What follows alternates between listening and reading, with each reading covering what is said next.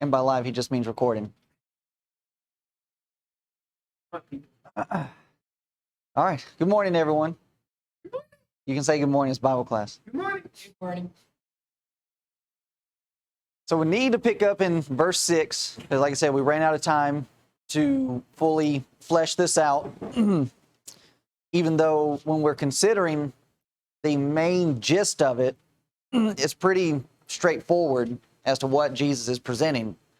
When he's making mention of the fact, we've gone through judging, he says, "Give not that which is holy unto the dogs, neither cast ye your pearls before swine, lest they trample them under their feet, and turn again and rend you."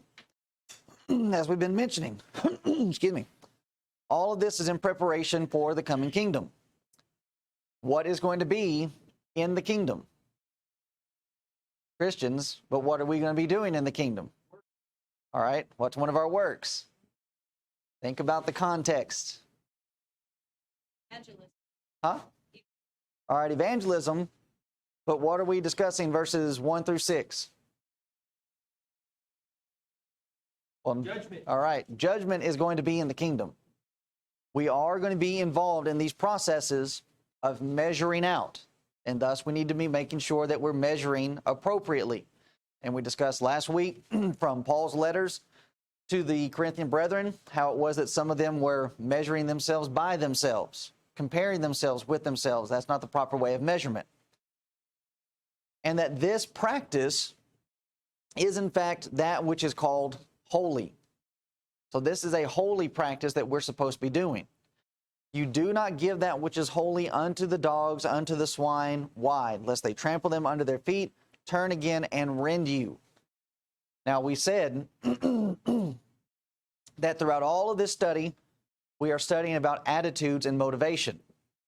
So when it comes to judging, with the illustration that Jesus gave, what is to be our motivation? Huh? Holy judgment. Correct attitude. Uh-huh. What is it? Like, why are we coming to judge people? Get them.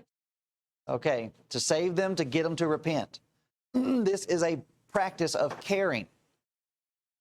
But you have some individuals that are not going to appreciate that. Thus, they're going to turn and they're going to try to rend you. They're going to try to cut you for what you're trying to do for them.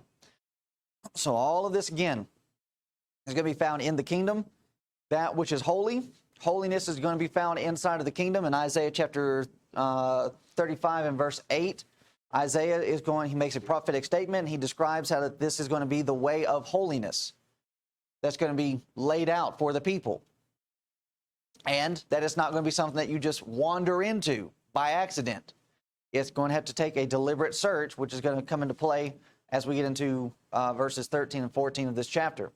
So all of this is preparation for the kingdom. This is not going to those who do not appreciate it. Now, here's the thing about it. How are you going to know if somebody's going to appreciate it or not? You got to test it out. You have to offer it. And in offering, the reaction that you get is then what you get to determine, dogs or swine, as to what is, what's happening here. Now, what's also interesting is how that you have it being mentioned here, neither cast you your pearls before swine. Later on in the book of Matthew, Jesus is going to set forth another parable, and what does he use to describe the kingdom of heaven? All right, Matthew chapter 13, you have Jesus describing the kingdom as being a pearl of great price. And thus, what will the individual do? When he finds that, he'll sell everything else that he has so as to go and gain that. So here we have that which is holy. You do not cast your pearls before swine. When we're talking about the area of judgment, it's not just the matter of judgment, but just even the access into the kingdom.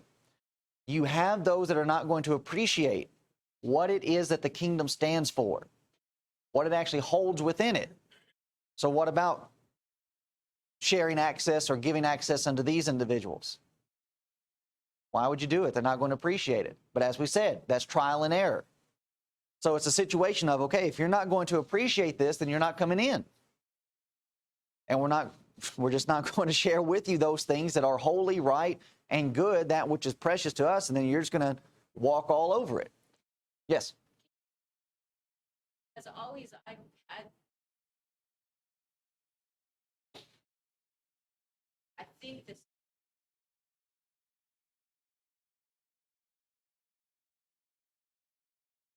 are out spreading to Okay. people who are dogs, Okay.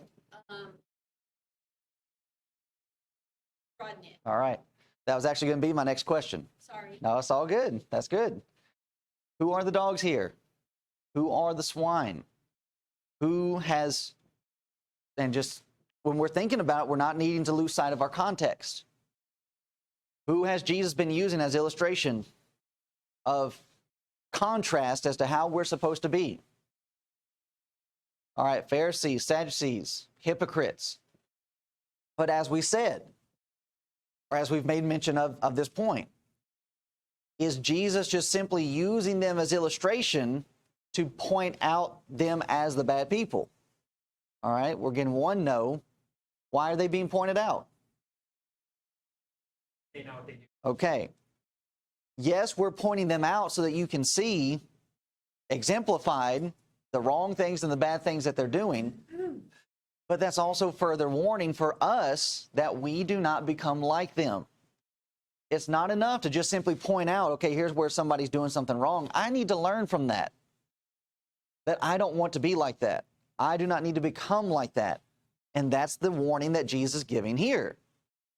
So to Jamie's point, or Jamie's question, when we are looking at this and we're wanting to make application as to who the dogs and the swine are going to be, it's not just those that are on the outside. Application first needs to be made with us. This can be me. I can end up being the dog, the swine in this situation. And we've had our own experiences together where we have gone out and tried to help brethren, and they have not appreciated the pearls that we've brought. They've not appreciated the holiness that we have brought. Thus, who are they? Dogs and swine. Now, we'll see a little bit further. We're going to go through some more passages here just to further build on that point. But as we get to what Peter has to say on the matter, Peter ends up using the same terms and the same type of analogy to describe those that have actually received the word and that have actually departed, that they actually fall into this category. So yes, oftentimes we want to view Matthew chapter 7, 1 through 6, and as, oh, it's talking about those people out in the world. No. Jesus is talking to his disciples in this section. That's who he's teaching about these things. And it's not simply just a fact of pointing out these other people. This can be you. So notice here, Philippians chapter 3, beginning in verse 1. Finally, my brethren, rejoice in the Lord. To write the same things to you, to me indeed is not grievous, but for you it is safe. And then Paul begins in verse 2, beware of dogs. Beware of evil workers. Beware of the concision, those who bring about a division or a cutting away. And then he says in verse 3, for we are the circumcision which worship God in the Spirit, and rejoice in Christ Jesus, and have no confidence in the flesh. So with this context, those that glory in the flesh, confidence in the flesh, he says very clearly, we are the circumcision. So who are the dogs in this context? It's going to be the Jews. They glory in their fleshly works. They're doing of the things of the law to the letter, but they are not worshiping God in the Spirit. Paul here says very clearly that there is a separation and there's been a shift in the mind of God.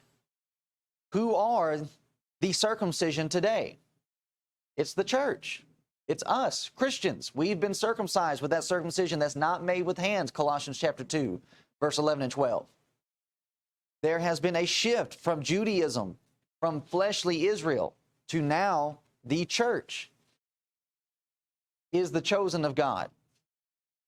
And those that would come in and bring about divisions and bring about separations and cause problems, he says of them, they are dogs.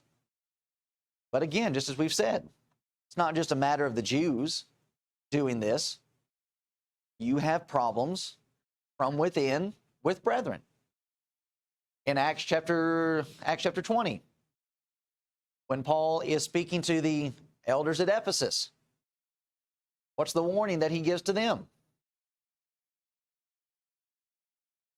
All right, what's going to come from within? All right. Okay, division. And Paul uses the illustration of grievous wolves.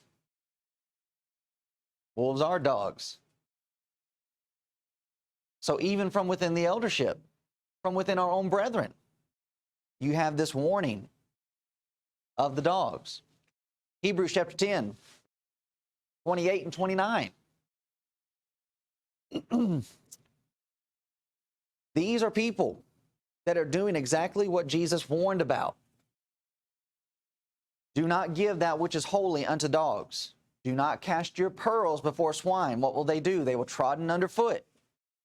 They'll turn and rend you. Now notice the terms that are used in Hebrews chapter 10, 28 and 29. He that despised Moses' law died without mercy under 2 or 3 witnesses.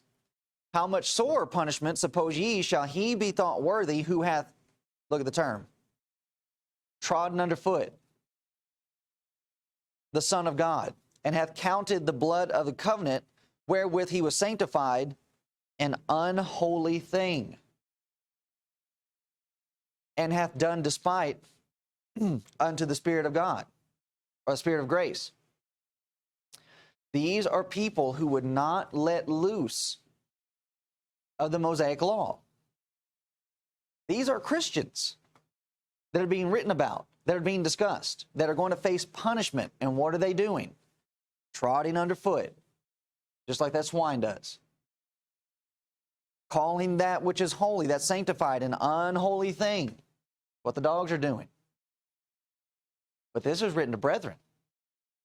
And that if you are going to turn from the law of Christ and turn from the New Testament and try to go to those weaker things of the law, this is what you're doing.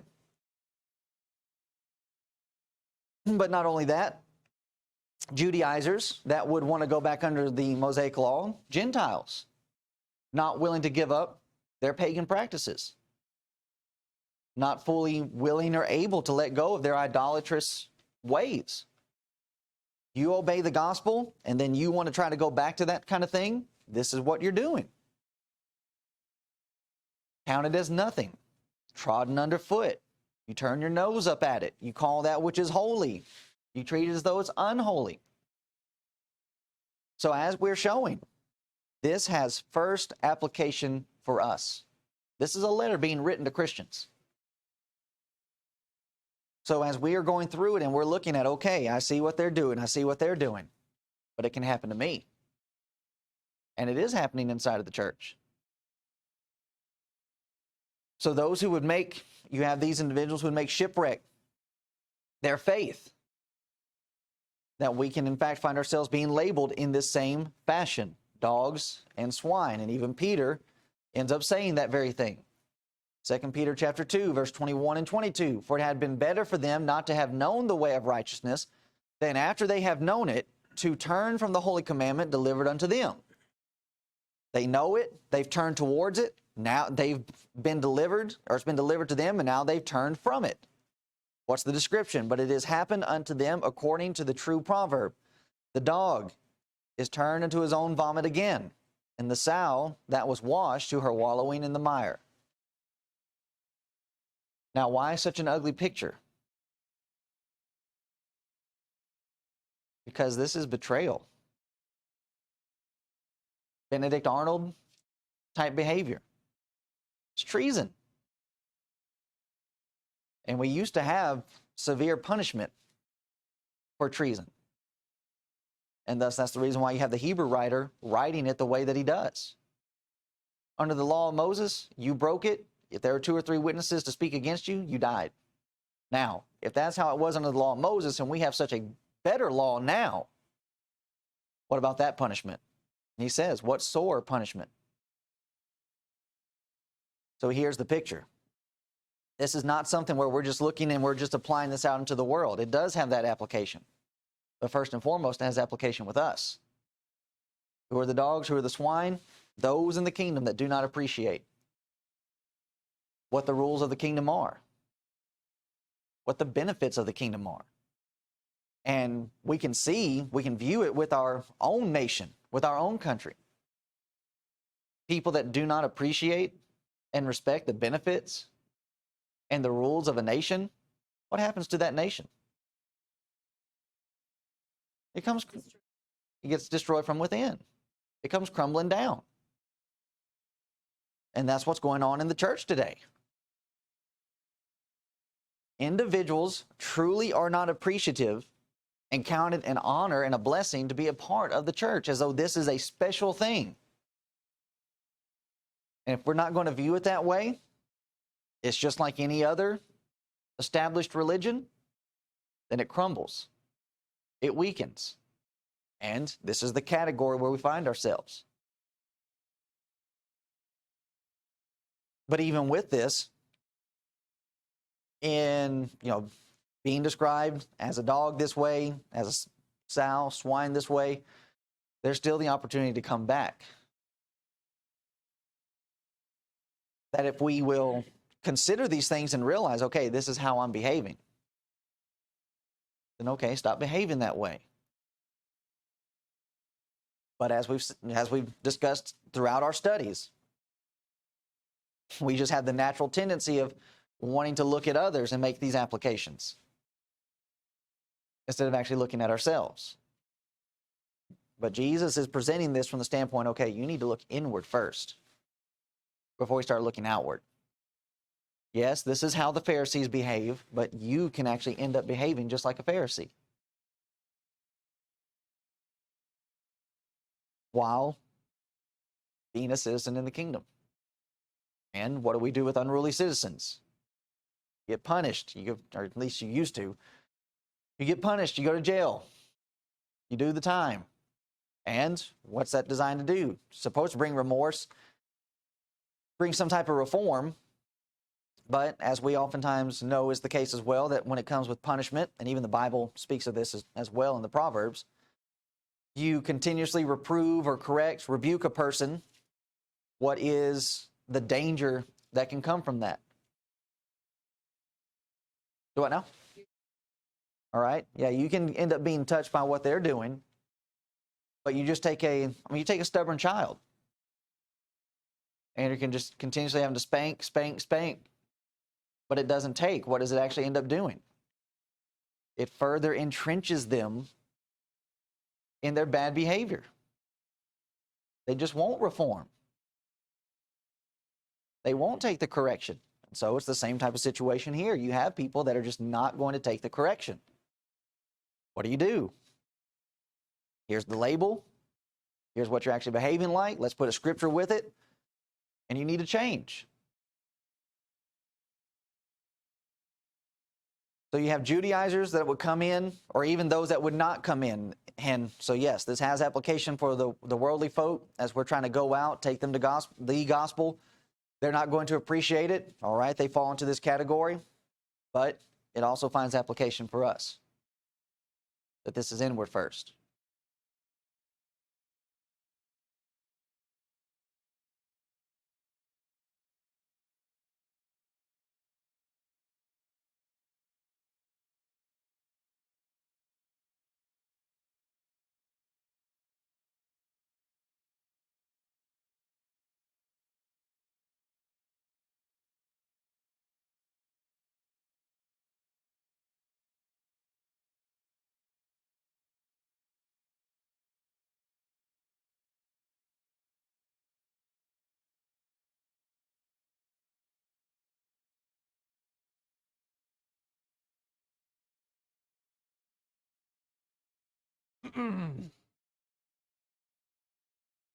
Okay.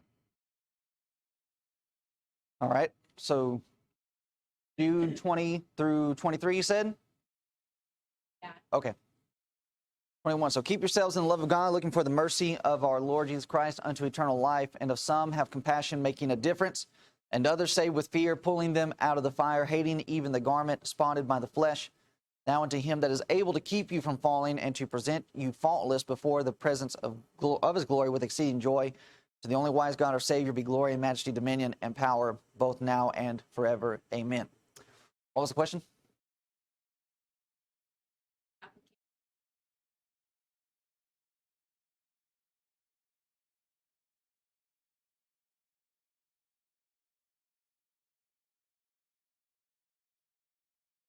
As far as striving to correct and bring about discipline and helping, yeah, definitely. So right here, Jude is describing how there are at least two means of trying to help a person. And as we discussed in our Corinthian letter, how a person is going to be corrected is based upon how you're going to react to the correction. And in 1 Corinthians chapter 4, Paul says to the Corinthians, I'm going to come to you, and there's two ways in which I can come. What are they? Kicking or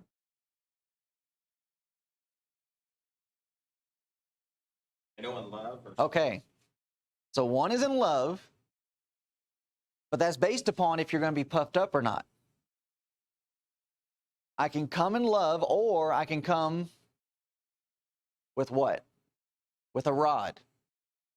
The choice is yours. Same thing here. Some have compassion, making a difference.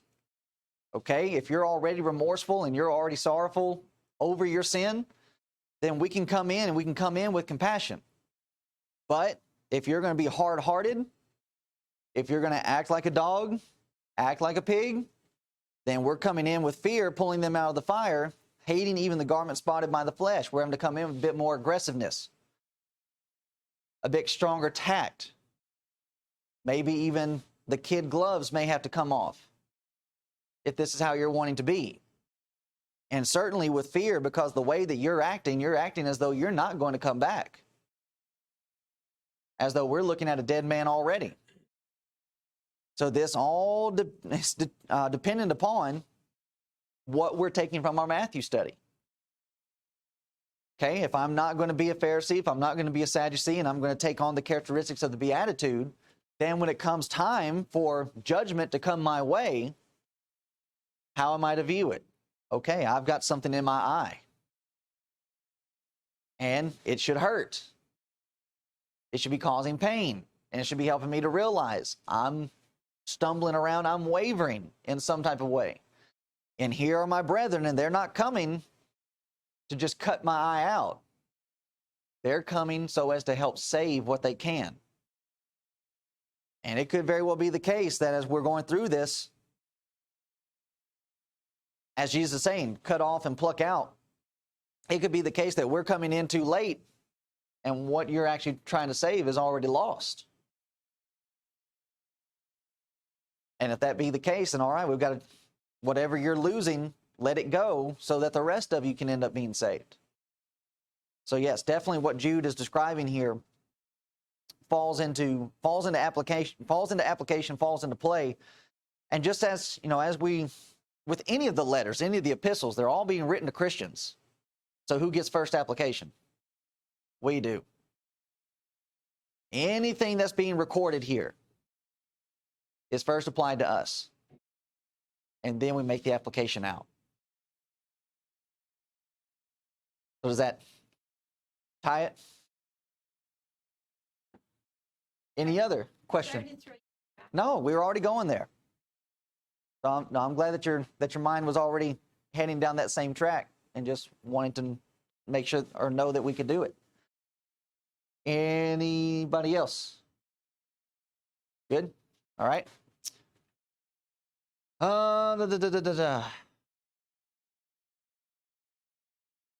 Okay, so as we said, this is an extreme case of betrayal, and which is interesting that you have Peter writing this section, and what did he do? This is betrayal. You're turning back, turning from the holy commandment delivered unto them. And what did Peter do? He betrayed the Lord.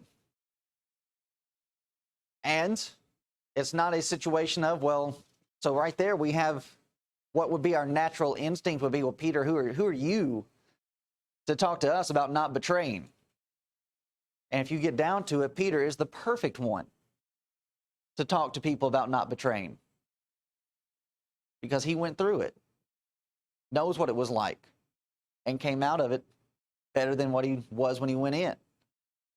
So when we're considering all of this and we're looking at it from the standpoint of, that we would be betraying God, that's, when you look at betrayal and breaking someone's trust, oftentimes that's a wound that will never fully heal.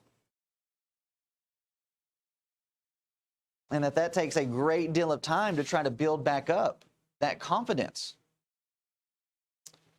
And that it may end up being something that has to be carried the rest of your life.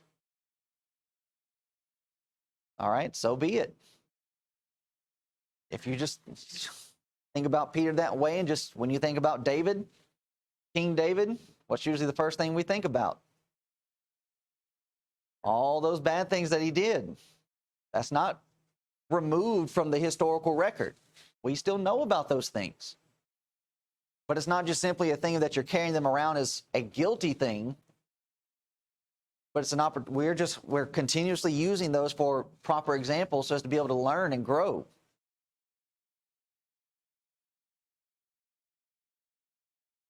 It also. Right.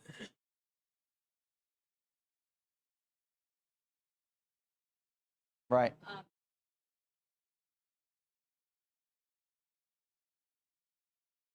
Game. Yeah.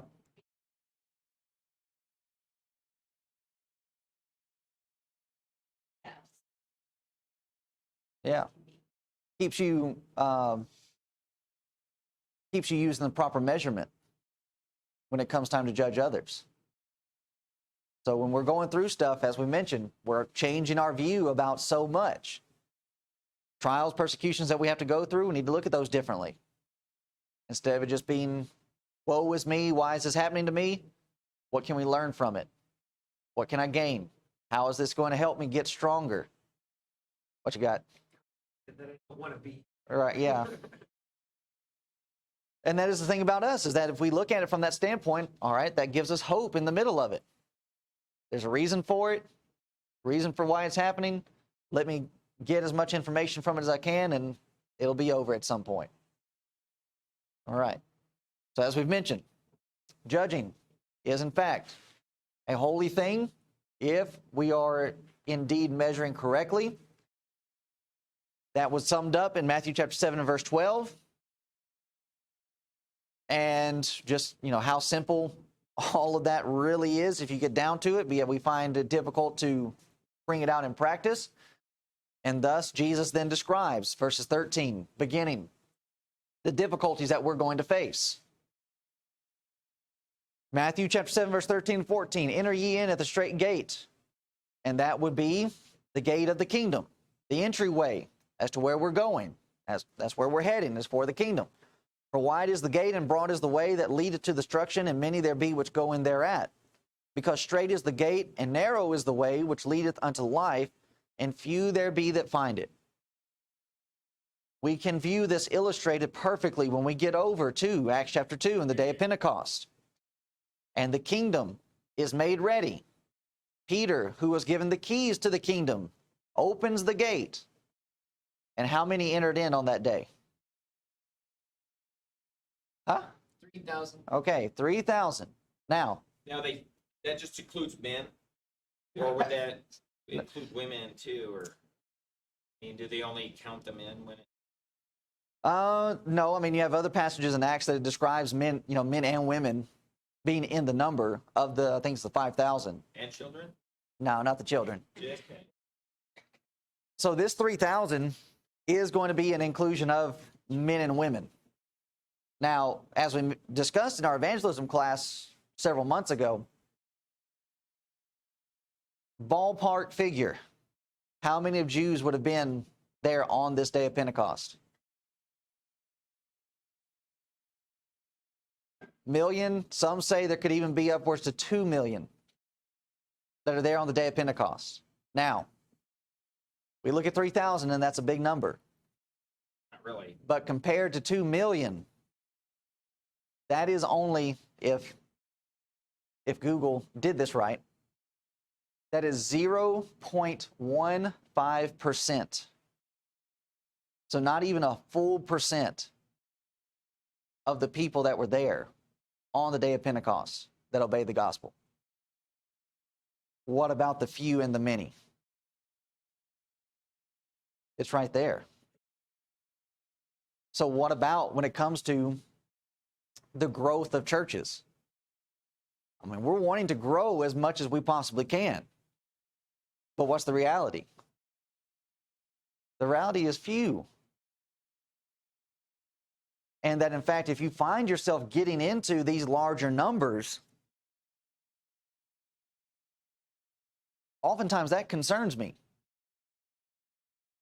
You've got a congregation upwards of 500, 600 people in it. That worries me a little bit, because it makes me wonder if you're getting over into this situation. Broad is the way lead to destruction, and many there be which go in thereat. And he's going to illustrate for us, Jesus is going to illustrate for us in verses 15, 16, through the remainder of what we're going to look at this morning, as to how that actually happens. What people are actually doing, and how that even there, with the false prophets, it goes back to the previous section we were just in, where Jamie asked the question, is this talking about other people, or is this actually making application for us? Verses 15 and 16, when it comes to the false prophet, it's talking about us first, before we start looking at people that are out there in the world. So here's what you have. So just as we said, it's not even 1% of those that were there on that day obeying the gospel, but you even go to Joel's prophecy in Joel chapter 2, and the last verse in verse 32, and that being a prophetic statement about the establishment of the kingdom and those that are going to come into it, even Joel uses the word remnant when he's talking about the establishment of this kingdom. So even when in dealing with the prophecies, it's prophesying of the few. It's just going to be the leftovers that find their way in, while the rest are going to be walking on their way to destruction. So the kingdom is established as we've, on these principles that are on the principles that we've already studied. The Beatitudes, and how that's designed to change us. Now, the reason why it's designed to change us is because, as we studied, nobody just comes out with these type of attitudes. Now, you might have some individuals that are more compassionate than others, but even when you start putting their compassion towards the compassion that's found in the Beatitudes, they're lacking, to where their compassion is actually needing to grow. So if you did not think that this actually thins out the herd, then we're looking at this from the wrong perspective. That's exactly what this is designed to do. These teachings, these principles, and these practices are all designed so as to get the cream of the crop,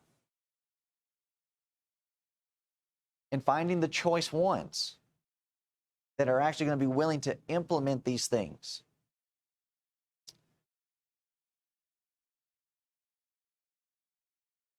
And just, as we've gone through the study of the Beatitudes and everything like that, we're finding out just how difficult all of this can be.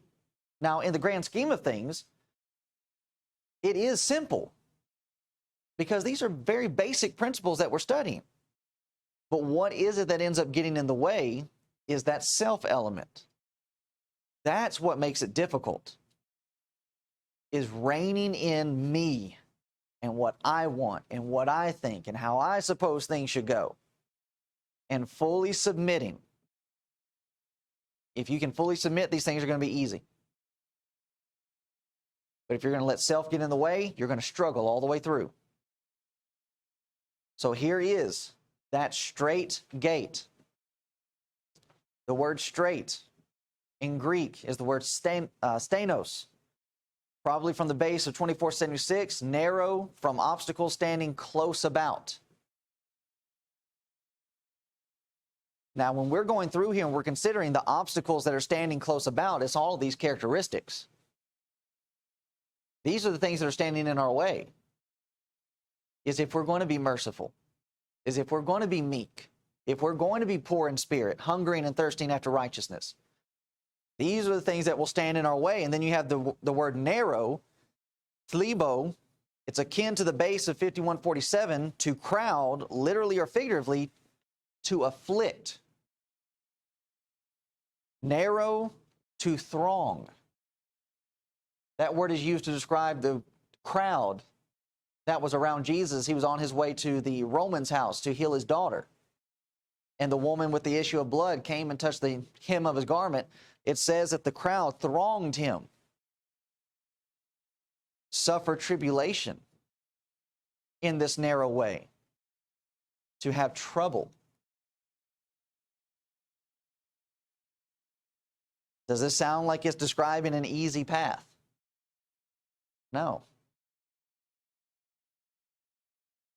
Oftentimes, as we're going through our studies, we're going to find that things are set in a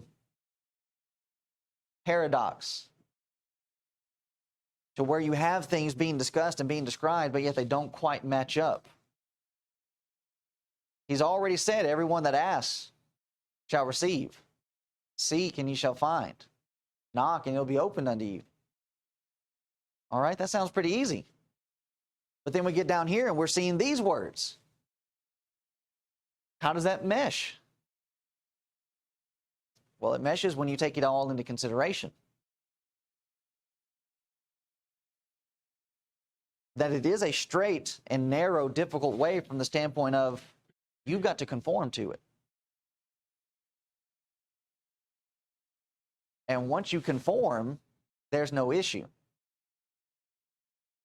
But if you're not willing to conform, then this is what we have waiting for us. So that's Greek, but in looking at it in just our modern definitions, the first primary definition is a comparatively narrow passageway connecting two large bodies of water, often used in plural but singular in contrast, as we said, like the Strait of Magellan or that Panama Canal that you're trying to go through. It's narrow, and if you're not paying attention, you can get yourself in trouble. But then you also have a situation of perplexity or distress when you're discussing a strait. And that's how Paul used it. I'm in a strait betwixt two. Perplexity or distressing situation. Desiring to go to heaven or to stay with you. And he uses this term. Used as an adjective, causing distress, difficult, limited as to means or resources. There's an archaic usage which is describing strict, rigorous. And I would say that this would be what we're actually looking at when we're considering what's being discussed with this straight and narrow gate, is that it is a strict way. It's a rigorous way. It's a disciplined way. That's not just loosey-goosey and everybody can just come through it. So look at how Jesus describes his way. Situation of perplexity or distress. Causing distress, difficulty. It's a strict way. Just last week, I sat down with a denominational preacher, and he's telling me that if I, as a preacher, and we as a church, if we're wanting to be successful in Montana, then you're going to have to lighten up. I take issue with that because that's not the straight and narrow way. What's Jesus actually saying? Is Jesus saying, hey, you need to lighten up? Or do we not need to get more strict? Do we not need to get more tight? Well, David says that few will find it. I find it interesting that the denominational world, they read of those who believe and are baptized, and they skip out on the baptism part. Mm-hmm. And they always call us narrow-minded. Yeah. And I always say thank you. Yeah. You know, I always say that to them. But they have the same Bible that we do. How would they read this passage right here. Enter by the narrow gate. And it does say that difficult is the way, my glasses. Difficult is the way which leads to life, and there are few who find it. So by us trying to explain that there's one church, and we try to go through the scriptures that talk about the one church, they say you're so narrow-minded, you know, you should have the church of your choice or be able to do this and that and all these different decisions. Okay. And we say, well, there isn't one. There's only one. Okay, and so that's them broadening the way. Yes. They're trying to make it easier than Jesus is actually making it. Well, the way I would put it is because when you look on the internet and it says there's like 43,000 different denominations, that's pretty wide. That's pretty broad Right. compared to the one. Yeah. So you brought up the situation of baptism, and people try to broaden that. Just, well, if you just simply believe. Jesus is trying to narrow it down. This is the way in. What's the world trying to do? Well, let's broaden that out so as to make it more acceptable for others to be able to come in. Now, we can even find a example within, as we said, this finds application with us first before we start making application with others. Our brethren, when it comes to matters like divorce and remarriage, how strict is that way? No, from Jesus. It's so strict that one of his own apostles says, if this is how it's going to be, it's better that nobody get married. That sounds pretty strict, rigorous, and narrow to me. But what do brethren want to try to do? They want to try to broaden the way out. Well, that's not to, he's not talking about to the church. Or these things actually don't apply themselves, found application out in the world. So these people that would actually be withheld from entering the kingdom because of their bad marriages, what do they get to do? Well, we've just made it easier for you to be able to come in. And that's what we have taking place when individuals, when our own brethren start trying to manipulate and start trying to change what Jesus has already said. What are you doing? You're not making it narrow. You're not, and so even there, we're not keeping it narrow. I'm not trying to make it any more difficult than it already is. Jesus already says this is a strict and rigorous way. The last thing I need to be doing is making it even harder. But at the same time, I can't be loosening and making it easier. Because otherwise that defeats the purpose. The whole point is that we're supposed to be something special. Well, if you start letting everybody in, where's the special in that? So any other, what's swirling? Well, what's swirling is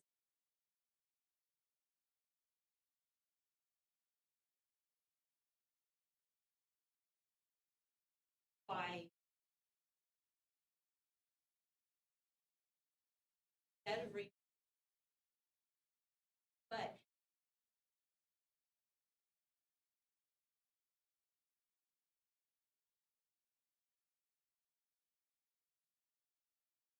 don't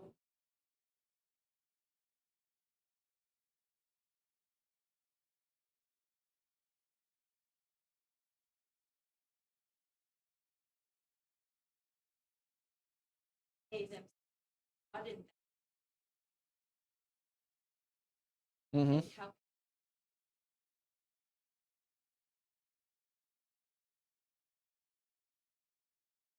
that's what's swirling. Okay. And that's a good mindset to have, because it's just, it really is a situation of how dare you, when you really get it boiled down. Just how dare you come along and try to remove the landmark, remove these boundaries. And even in the Old Testament system, they had set landmarks, set boundaries when the children of Israel at the Mount Sinai, and they had to set up the fence. That's for their protection. But you see there, if you're not looking at regulations, if you're not looking at commands and boundaries in the right way, what will you start thinking? It's just like the devil did with Eve. Well, God's trying to withhold something, something from you. What's up there on that mountain that he doesn't want you to see? It's not a thing that he doesn't want you to see anything. He just doesn't want you to die. But we start playing those internal games. instead of just looking at it for what it is. This is set here for my protection. And if you move that fence, if somebody came along and started trying to move the fence closer and closer and closer to the mountain, what would eventually happen? Eventually you get too close and somebody's going to die. And that's what people are not looking at this as, life and death. And just, well, yeah, if you want to do it, fine. If you don't want to do it, you don't have to. Well, let's just treat the speed limit that way. Is it 25 through this section as you start getting closer to the school? Well, if you want to do it, fine. If you don't want to do it, okay. Well, all right, I'm going to start going 55 through here. Somebody's going to get hurt. If it's not me, then it's going to be somebody else. And that's the way we need to look at these teachings. They're keeping me safe. And they're keeping others safe. That's the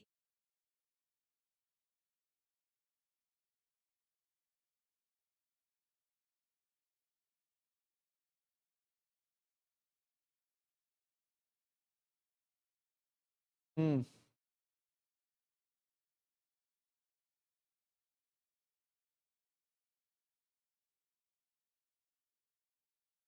Well, Jesus is going to do that for us as we move forward. sorry. No, it's okay. It's those kind of questions that are going to help us in our personal study. If you will ask these questions to yourself as you're going through your studies, then you start looking through the rest of the text, you'll find your answers. And that's a very good way to study, is that you're asking, okay, here's what this is, but how's it going to play out? Or how does it work? And when we get into the section about those, they're going to say, Lord, Lord. That's where that's going to come into play. But even as we've discussed in our evangelism classes, when it comes to those that we may come across and they want to obey the gospel, and we're asking about, well, how much do we teach them? What are we actually trying to show to them? And as I've mentioned in the past, to a large degree, I'm trying to talk them out of it. And if I can talk you out of it by showing you just, okay, this is strict, rigorous. You need to consider what you're wanting to dedicate your life to. And if you're not willing to dedicate to that, you don't need to go down into the water. And that's what Jesus is doing here. He's showing at the start of it. You're wanting to walk into this gate, here's what you got coming for you. But too much of our brethren, they're just concerned about getting you in the water without fully giving the idea of counting the cost. So just as we said, thinning out the herd, and you start looking at it from the standpoint of, okay, you have an enemy, you need to try to pray for them. And a lot of people aren't willing to do that. Well, that's the last person I'm going to pray for. Or if they were on fire, I wouldn't even spit on them. You're not fit for the kingdom. That's going to cut you out. Hungry and thirsting after righteousness. This is to be your focus. This is to be your aim. Well, I've got these other things going on. You need to try to curb those back. It's not a situation where we're loosening up. We're trying to get people to buckle down because of how serious this is. And part of the problem is that we're not facing the same type of turmoils and trials that our first century brethren were. We live in the land of plenty. We have a government for now that's keeping us safe from religious persecution. But with how things are going, we're seeing how the opposition has got a stronger backing by the government now. The woke agenda, LGBTQIA, whatever they keep adding to it. They've actually got more support now by the government than the religious individuals do.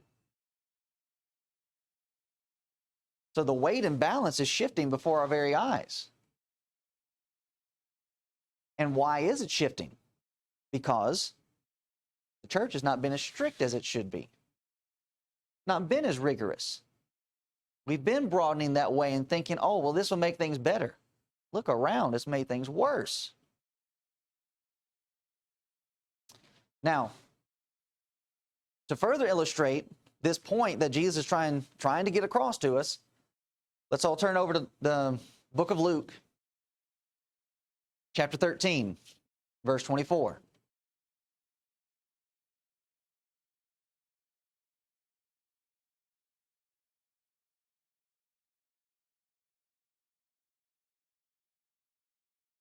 And whoever's there is comfortable reading it for us, go ahead. Strive to enter through the narrow gate, for many, I say to you, will seek to enter and not be.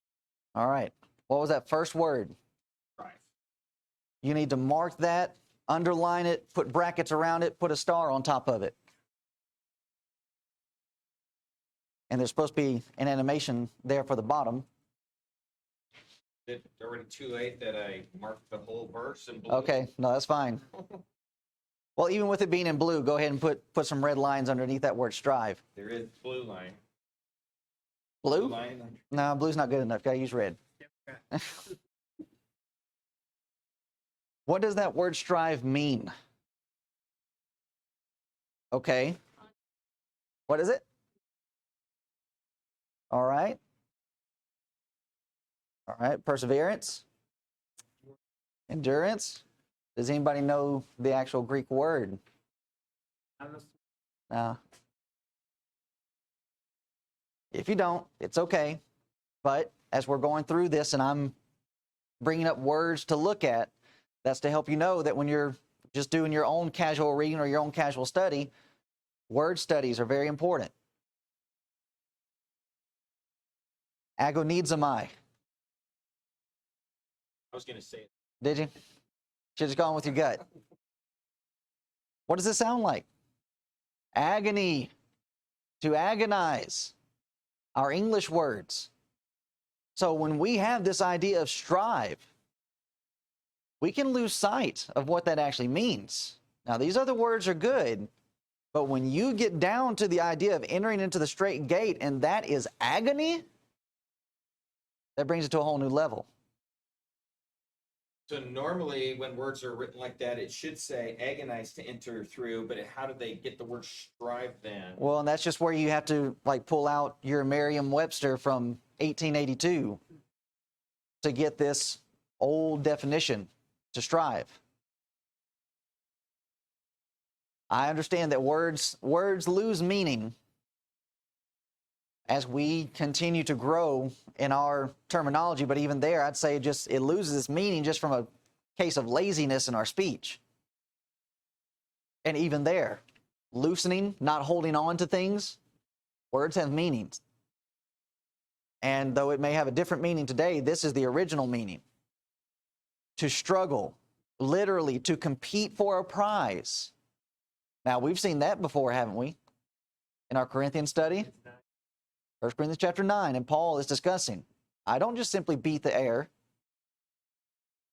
I'm not just out here whimsically running around. I'm in a race.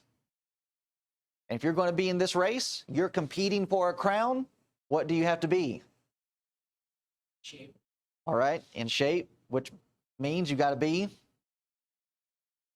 Both vigorously. All right, training vigorously. You've got to be disciplined. It's a strict routine that you've got to follow. It's a rigorous routine. And what about that? Does just anybody go out and try out for the Olympics? Well, nowadays they do, but it used to be that no. You're going to try out for the Olympics? You are under strict scrutiny all the time. That's the same picture that's being presented here.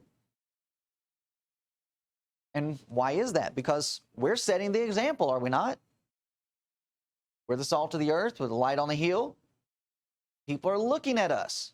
All right? If that's how we view this, and I'm being scrutinized, how do I need to be? I need to try to be at my best. Now, as we're discussing that, what is the balance that we have to keep in view with this? All right, I am striving to be my best. But what's my problem? Look at my We're not comparing ourselves amongst ourselves. And even though I'm striving to be my best, I'm still human. Which means I'm going to make mistakes. And so that's where we are, keeping that proper measurement of, yes, we may look to certain ones, and in looking to those certain ones, we can actually end up elevating them, setting them on a pedestal that they really have no business being on. To where when we put them on the pedestal and then they end up falling, what does that end up doing to them in our eyes? How could you? What do you mean, how could I? How could I not? Why would you think of me as being anything bigger, stronger than what I actually am? And so that helps us and keeps us in a position to where when we realize, okay, this is what we're all doing. We are all striving to walk on this gate, to walk on this straight and narrow way. And what is it? Man, it's agony.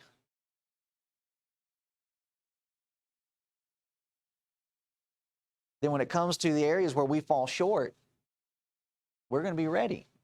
Like, yeah, I know how difficult this is. I know what you're facing. I face it too. So it's to contend for a prize figuratively, or a genitive case, to endeavor to, just need to read it here. Figuratively, to contend with an adversary as we're wrestling with somebody who's trying to take our life. Or a genitive case, to endeavor to accomplish something, fight, labor, and labor fervently to strive. Doesn't sound like an easy way. But yet, what is the picture that most people want to paint? Oh, you become a Christian, everything gets better. Well, in a way it does. But it's not a picnic. It takes work. It takes effort and labor that we have to go through. And here's where the problem comes in. Here's where the labor, what makes it so difficult. Even Paul, writing to Christians, and speaking of himself, he says in Romans chapter 7, verse 23, but I see another law in my members. There's a war that's going on internally. Warring against the law of my mind and bringing me into captivity to the law of sin which is in my members. So the gospel is given so as to transform attitudes. We are trying to change people's minds, how they think. And that's not always easy. We're trying to change people's desires, what they live for, what they seek after, what they long for. From the things of this world to the things of the kingdom of God. To where this is our center. That all of life is made up of and consists of these things. Christianity is not a side gig. It's not just something that we do on the weekends. So in fact, what we're trying to do is we are trying to change culture.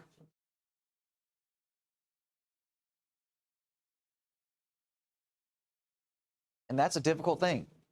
Now, we say that it's difficult, but culture's been changing all around us, has it not? And relatively fast. Now, the reason why that is because you just consider what they're wanting to change toward.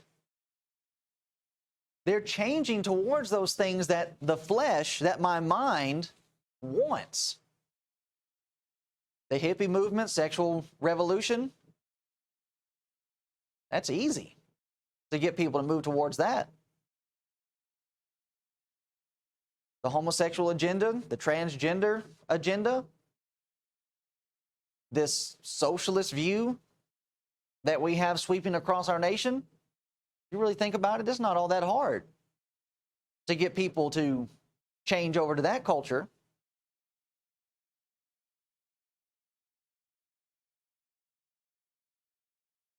And the reason, as we said, the reason why that is because that's the things that people naturally think that they want. I mean, that's what the Republicans were saying when they were trying to run against people like Bernie Sanders. Bernie Sanders is a socialist Marxist. He's a communist. And the idea of communism is that everybody's supposed to have everything the same. And the Republicans, to a large degree, were afraid of that because, like they were saying, it is hard to fight against free. And that's what Bernie Sanders was promising. And say that, like you're just talking, it is that it's going ground.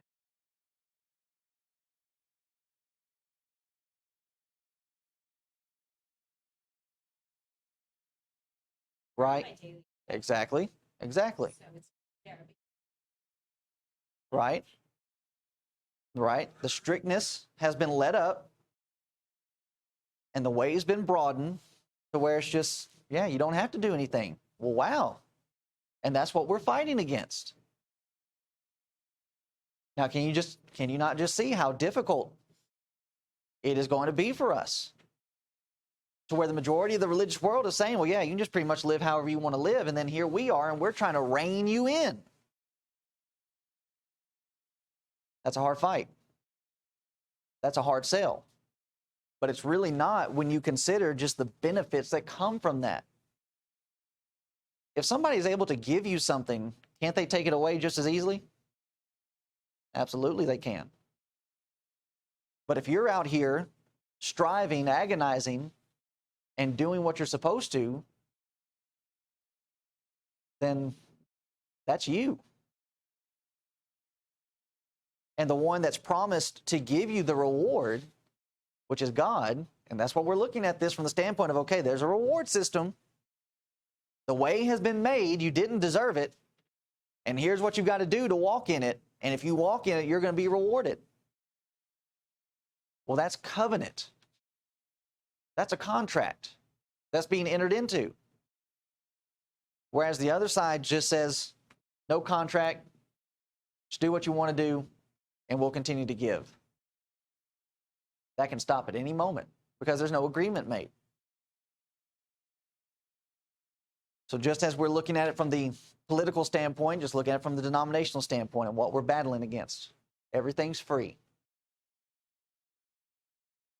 Nothing's dependent upon you and what you have to do.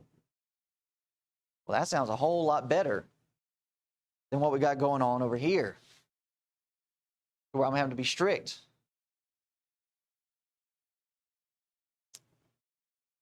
The way that seems easiest is not always the easiest, not always the best. And thus, that's what Jesus is presenting here. Jesus' way is the crowdless way. You're not going to find as many people walking this way. You're not going to have people pushing each other, stumbling over each other to get over here, because of what God requires to walk on it. Now, just as we've been saying, this includes those who will reject the gospel.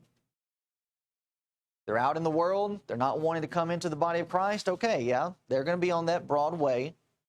But just as we said, this first finds application with us. This will also apply to those that will obey the gospel, but then find themselves getting in over their head.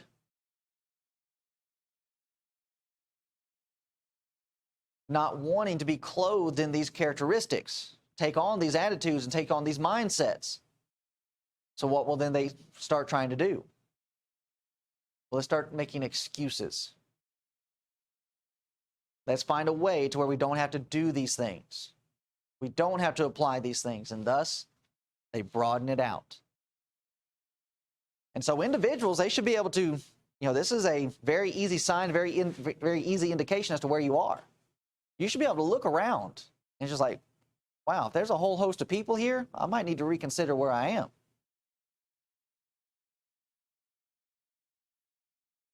Because this isn't cut out for everybody. This is an elite group of people that are willing to do this, that should be willing to do this. So you start looking around, if you have a whole host of people, you might want to reconsider which way you're heading. It's a way of conviction. And Jesus will mention later, it is the way of the cross. And the way of the cross is not easy. And that's the other thing too. We just consider the life of Christ and all the difficulty that he had to face so as to be found pleasing in the sight of God. The agony in which he endured. And then we want to think that we can get into Christianity and just going to be a breeze for us. And even Jesus said, if I've suffered, you're going to suffer. And there's just not enough suffering going around. It's a way of suffering, as we just mentioned. And so I would then think, as I said, why would we then think this way is just going to be simple and easy? It's not. We'll stop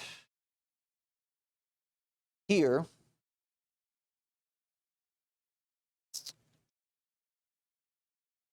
Colossians 1:24, who now rejoice, this is Paul writing to these brethren, who now rejoice in my sufferings for you and fill up that which is behind of the afflictions of Christ in my flesh for his body's sake, which is the church. These people were citizens because of what Paul was willing to suffer. Now, the suffering that we go through does not bring about any type of resolution to the soul. I'm not suffering so that anybody can have their sins forgiven. However, Paul, in laying his life on the line, in bringing these people the gospel, and they're the beneficiaries of that. So how must we react to suffering? What's the natural reaction? I don't like it. I don't want to do it. And I'm going to try to get back at the person who's making me suffer. Jesus says, Paul says, you endure it. Pray for them. Try to do good to them who abuse you. That doesn't quite line up with how I think. That's what keeps people from coming in. It's not that easy. Jesus said from the cross, Father, forgive them. Stephen is being stoned to death. And he said, he cried out, lay not this to their charge. That kind of compassion is not easy. And so since this is the case, there's a danger of people who will try to broaden the way. Well, you don't have to be that compassionate. We'll find ways to where you can try to get revenge and get back at those that are despitefully treating you and all these different things that people try to do. That's in the church and that's outside of the church. We see it on the denominational stage, but oftentimes we don't see it with our own brethren. And just if you're not keeping this the way that Jesus said, then you're in the business of broadening and not actually protecting what he's done. So we'll stop there, looking at 16 through 23. Didn't make it as far as I wanted to, which shouldn't be a surprise to anybody. But any other questions, thoughts, comments as we bring this down?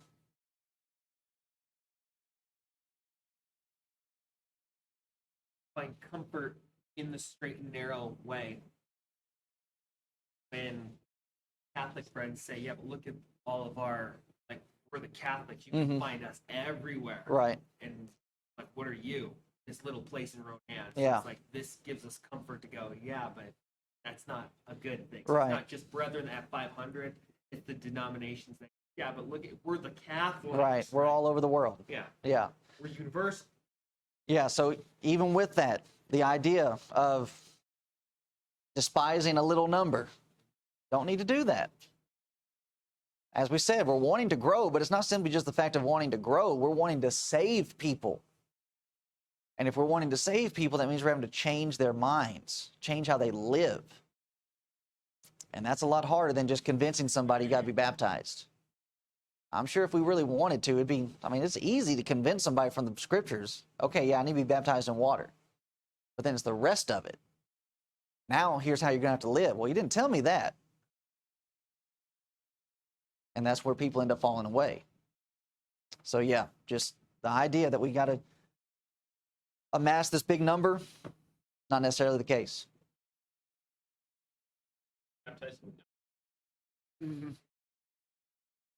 Watch the broadcast tonight. I actually have an argument for that. Is Reese going to be a part of this? Yep. Okay.